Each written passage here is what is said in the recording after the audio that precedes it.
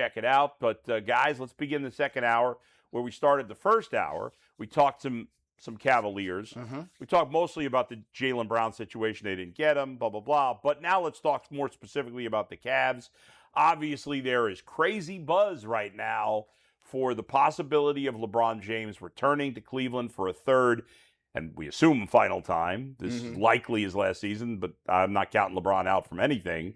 G. Bush, how are you feeling right now, and do you buy that LeBron will play for the vet minimum has been suggested, or at least really cheap? I was listening to Jonathan Peter the other day, and he was talking about it. He says, listen, Donovan Mitchell, it's time to get on the phones. Do what you need to do. Hey, James Harden, hey, listen, hey, you're looking at a time clock here.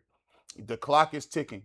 You want to get an opportunity to win a championship, and the moves that other teams have made has ratcheted up the pressure that the Cavs, not only this is a nice story, they got to get it done. It ain't no, hey, well, if he comes and he gets here, it'll be a good story and a storybook. No.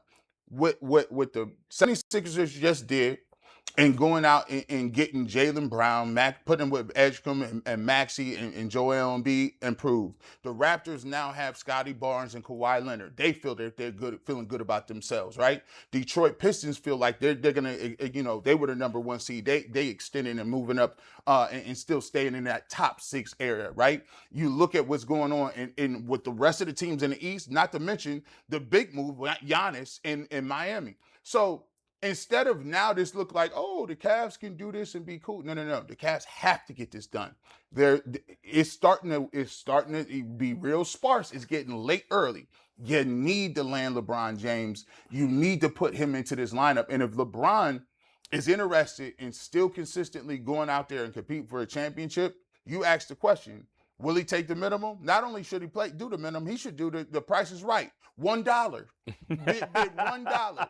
Give me $1 and go get me some more people on top of that, because they're going to need it in the East. This East turned around. The ebbs and flows come. And you look at it, what happened with the West. But look at the East, though. The East is looking very stacked now. And the champs and the Knicks are at the top of the pecking order. They're the team to beat still to me. But if the Cavs want to still keep in tow with that, they got to land LeBron. Got to. I mean, if the question is, will LeBron play on a vet minimum contract, I think like we need to start having a conversation amongst ourselves. Well, what championship contender gives him that best chance to capture that title before he leaves? Right. Is it really here? Like, because if I'm probably thinking not. about it, like, yeah, the first thing that keeps coming to my mind is San Antonio. San Antonio officially said they're out.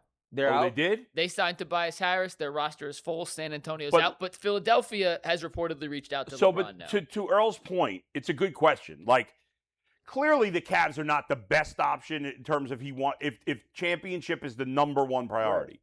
However, is LeBron willing? There's already people critical of him. How much he cares, I have no idea. That he's been to 3 different franchises. Mm-hmm. If he now goes to Golden State or Philadelphia or whatever at the end of his career, for some people that's going to negatively affect his legacy. Whether he cares about that, I have no idea. I do know he likes being loved. Right. There's no doubt about it. And he is very clearly will get more love here than anywhere else. There's no doubt about it. And I wonder, somebody said this yesterday. I don't know who it was. It might have been one of you guys. I'm not sure where I heard this.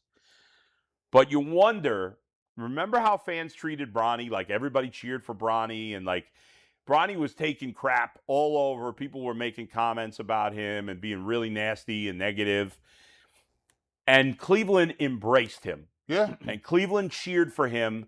And you wonder, it might be a 0 factor when it comes to LeBron. I have no idea. I'm just kind of throwing that out there.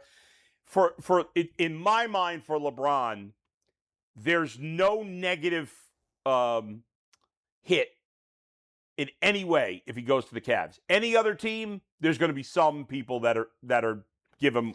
Yeah. Again, I don't know if he cares about that. But you're right. It's not the best option in terms of winning. Because it's like, what are your what's your goals? Yeah, right? what's his priority? Like, what's this your year? priority? Yeah. What's your goals? Because if it's, writing this storybook ending to a Hall of Fame NBA career, then okay, you come back to Cleveland and you do the whole last year, and Right. we film a lot of content, and then it's a documentary 10 years from now. Right. But if you're talking about LeBron James is willing to accept a veteran minimum for a championship caliber team, then do the Cavaliers really give him that best chance of the teams that might be interested in him? Yeah. And so outside of LeBron James, what the Cavs need to be doing is focusing on other ways to improve this roster. Right. If you're trying to flip Dennis Schroeder, you need to figure out who and how you can flip him for that will complement the players, including LeBron James, that will be the main course guys.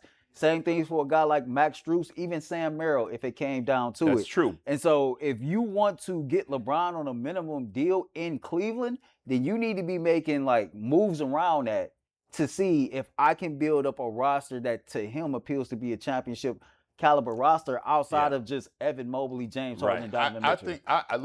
I look at this roster, and right now, this is a Cavs roster that went to the Eastern Conference Finals. If you put LeBron James on this roster at small forward, I think the Cavs are just as good as anybody else in the East. Just as good. But do they win an NBA championship? Well, he has to put himself in that position. I think he's in a position where I agree with Bull.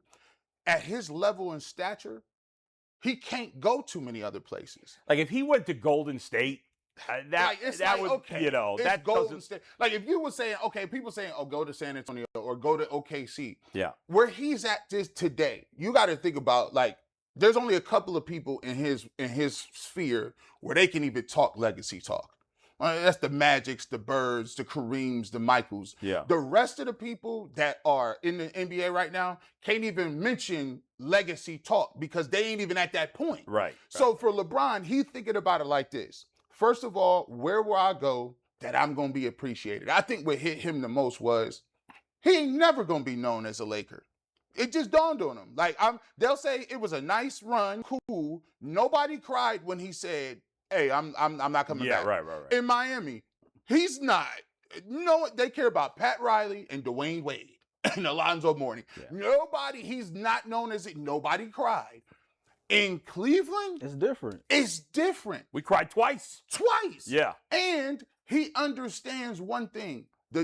Forget the storybook. I look at the basketball decision. If you want to unlock Evan Mobley, put LeBron on the team. I guarantee he'll tell him, listen, I got Tristan Thompson together. Yeah. I got Kevin Love together. I got Kyrie.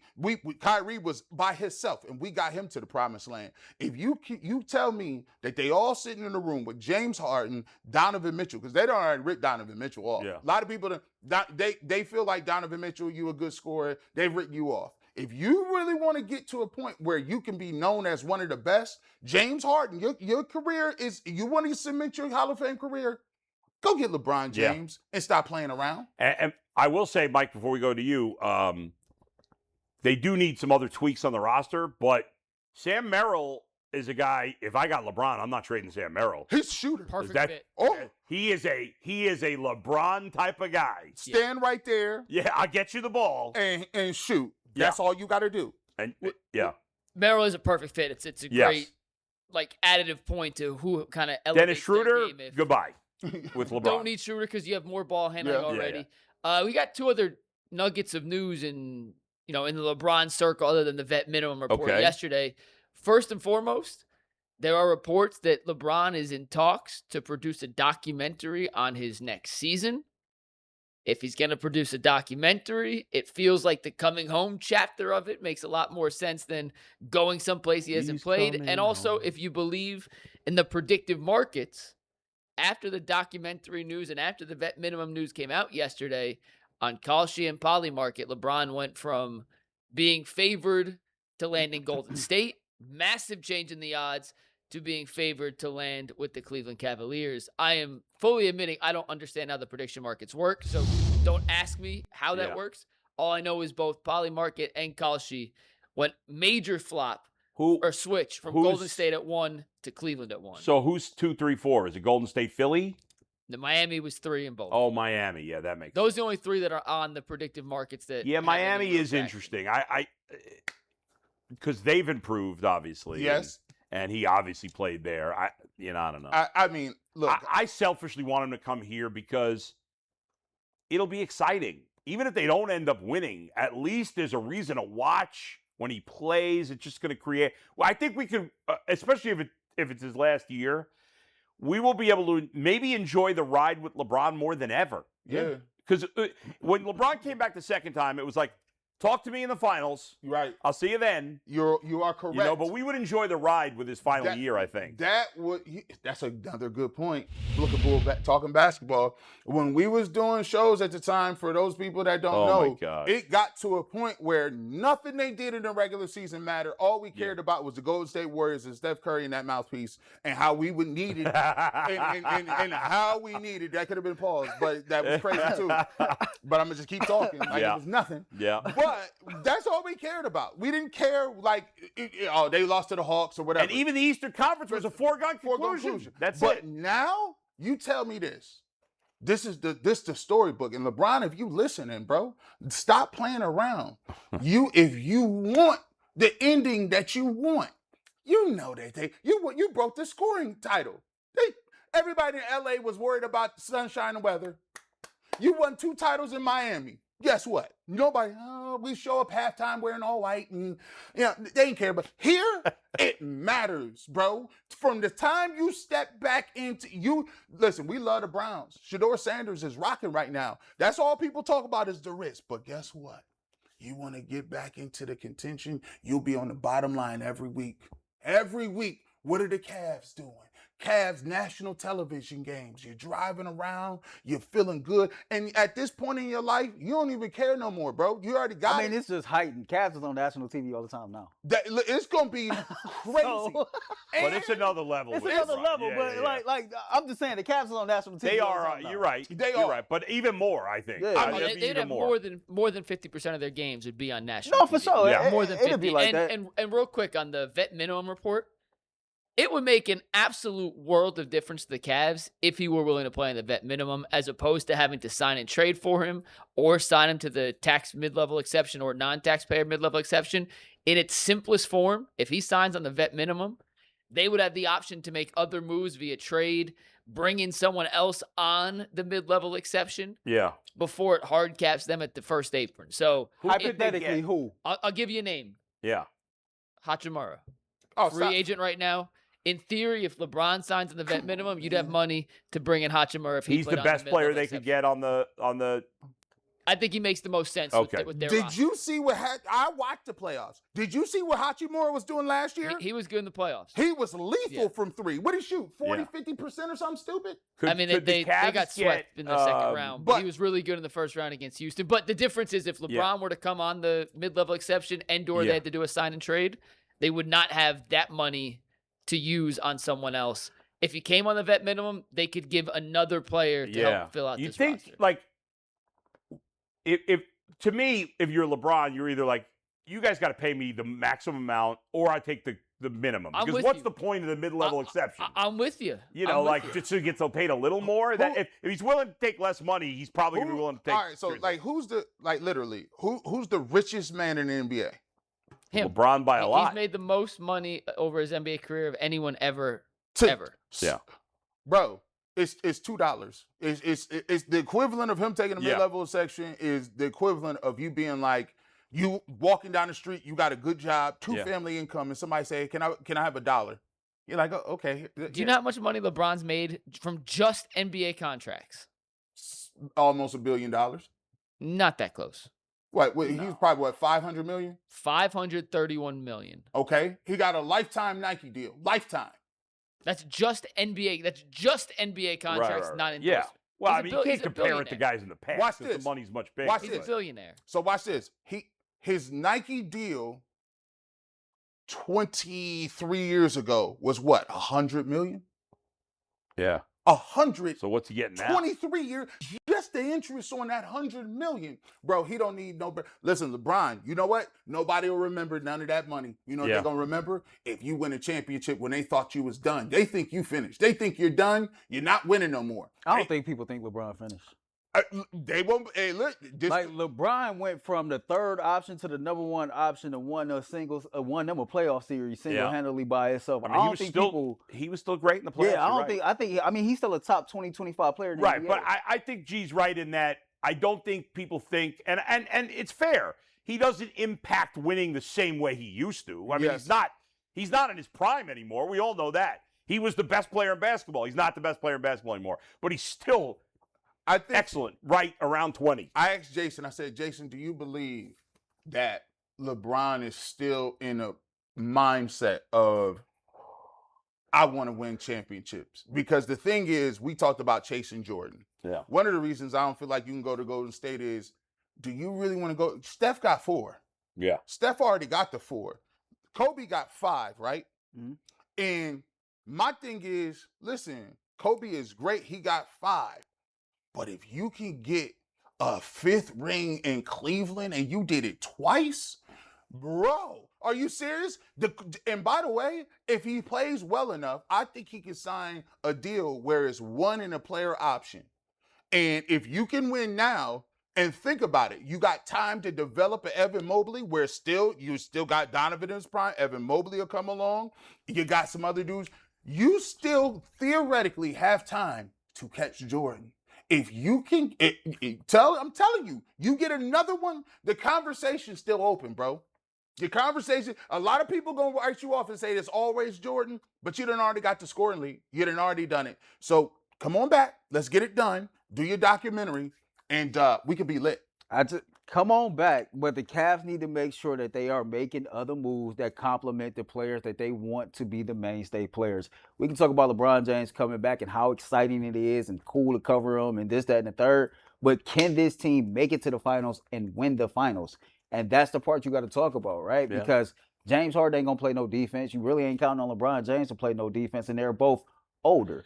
I think LeBron should play defense in the playoffs if they need him to. We've seen Donovan Mitchell have his ups and downs. That's so, fair. Like, you have to take guys like Strus and Schroeder and just make sure you flip those for players that can complement a team that includes LeBron James to where we feel like, okay, we got way more than enough to get this done. Agreed. And who knows if they're good enough with LeBron to win a championship. I think a lot of people would have thought the Knicks were not good enough last year, and they did.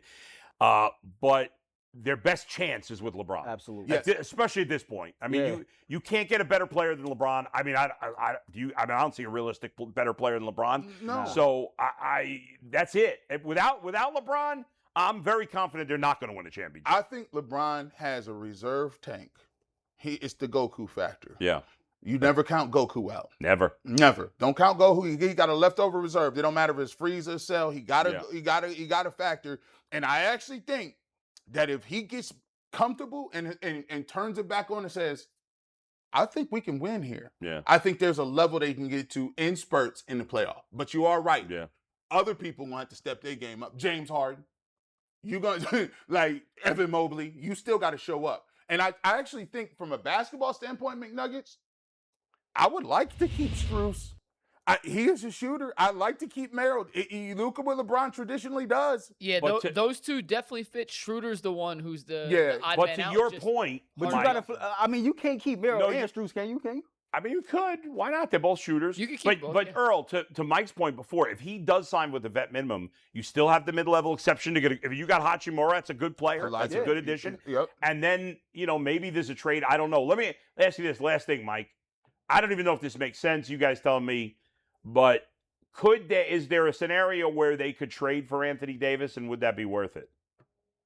Certainly a scenario. Yeah, Washington has shut down any rumors that they're trying to trade him, but you know that doesn't mean anything. You know what? I don't really know exactly what his market or value would be. Yeah, I don't know. But there's certainly a world. Would he be a fit? I mean, if him and Mobley, you're counting on a health, like if they can stay healthy, but a 5-man starting lineup of Donovan, James, LeBron, Mobley, and Anthony Davis. That'd be pretty nasty. Pretty nasty. I wonder if Allen. The issue is Washington has as Sarr, second overall pick in last year's draft, good young center. Allen doesn't really fit into it, but in theory, maybe it's a 3-team deal Allen, or something. Strus, Tyson, and your picks for Anthony Davis. I mean, something like that, if they take it, Yeah. you have to To be consider it. continued. Mike's prediction is that LeBron will make a decision early next week, correct? Yeah, I think we have another 4 or 5 days of Yeah. LeBron talk. All right. When we come back, Chad Ryder of NFL.com, Mike, he did something we've talked about a million times, which I find fun, and I'll be interested to see some of the details. Mike and I talked a little bit about it yesterday. He did a 7-round mock draft of the entire NFL, current NFL. Who ended up where, how many Browns on the list. That's coming up next on the Ultimate Cleveland Sports Show.